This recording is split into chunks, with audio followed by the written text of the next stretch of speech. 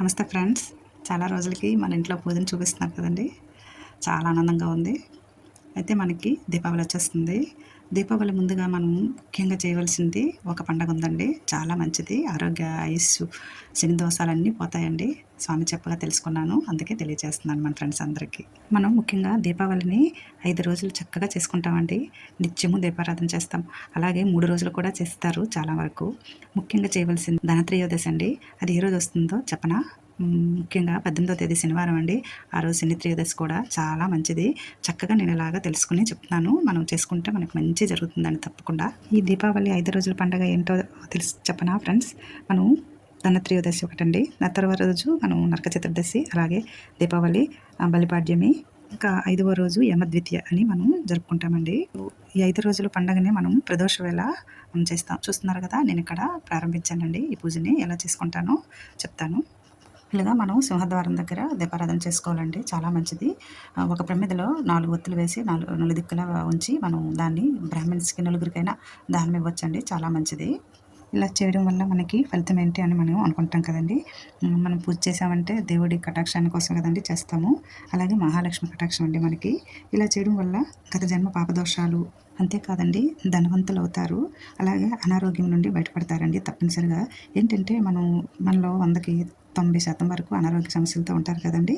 వారు వాడే మందులు ధనత్రయోదశి రోజు నుంచి అమ్మవారి దగ్గర పెట్టి ధనవంతరి జ్ఞాన శ్లోకము లేదా ధనవంతరి మంత్రము, ఇంకా ఈ సులువుగా మనం ఓం ధనవంతరే నమః అంటూ జపించితే, ముఖ్యంగా వైద్యానికి మూలము ఈ అమ్మే గనుక కొత్తగా మందులు ప్రారంభించిన వారు ఈ ధనత్రయోదశి రోజు ప్రారంభించితే చాలా మంచిదండి. ఆరోగ్యం చక్కగా కుదుటపడుతుంది. ఇంకో విషయం అండి, ఇలా చక్కగా దీపారాధన చేసుకున్నాను.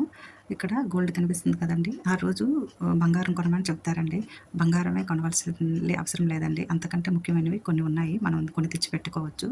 చాలా సులువుగా లభిస్తాయండి. అవి ఏమంటే చీపురు, అంటే మన ఇంట్లో డస్ట్ అంతా ఊడ్చుతుంది కదండి మహాలక్ష్మి. అలాగే ఏకాక్షి నారికేలము, అంటే ఒక కన్ను ఉన్నవండి. ఇంకా గోమతి చక్రాలు, ముత్యపు శంఖము, లక్ష్మీ గవ్వలు తీసుకోవాలండి. అలాగా ఎంతో బంగారానికి సరిపడే వస్తువులు ఇవి. ఇలా మనం అంటే ఎక్కువ అవసరం లేదండి. 2, 3 చొప్పున మనం తీసుకొని ధనత్రయోదశి రోజున ఇలా పూజా మందిరంలో భద్రపరచుకోవాలండి. ఇంకో ముఖ్య విషయం ఏంటంటే, ధనత్రయోదశి రోజు ఉత్తరాషాఢ నక్షత్రం ఉందండి. అమ్మ నక్షత్రం అదే కదండి. అందుకు ఎంతో మంచి రోజండి ఆ రోజు. ఈ ప్రదోష వేళ ఈ నక్షత్రం ఉంటుంది శనివారం. అలాగే ఆ రోజు జరుపుకోవడము మన అదృష్టంగా భావించాలండి. చాలా మంచి రోజు, తప్పక చేయండి. ధనత్రయోదశి రోజు మనము పూజించవలసిన దేవతలు లక్ష్మీదేవితో పాటు కుబేరస్వామిని, వీళ్ళతో పాటు ఈశ్వరుడిని కూడా పూజించాలండి. ఈ ముగ్గురు ధనానికి సంబంధించిన సంకేతమే. లక్ష్మీ కుబేరులకు ధనాన్ని అందించిన వారు మన పరమేశ్వరుడేనండి. స్వర్ణ రక్షణ భైరవ అనే చిత్రపటం ఉంటుందండి. తప్పగా వీళ్ళని మనం పూజ చేసుకోవాలి. ఆ రోజు ప్రదోష కాలంలో మనం పూజ ప్రారంభించాలండి. అదే రోజు శనివారం కూడా శని త్రయోదశి అండి. అందుకోసం చాలామంది శని బాధలతో బాధపడేవారు ఏలినాటి అష్టమి, అలాగే యోగా, దాంపత్య శని, ఇలా ఎన్నో రకాలుగా ఉండే శని దోషాలన్నీ పోతాయండి. ఆ రోజు తప్పక చేయండి. ఏముందండి, ఇలా చేయడం వల్ల మనకి ఏమైనా ఖర్చుతో కూడింది ఏమీ కాదండి. చాలా సులువుగా ఉంటుంది.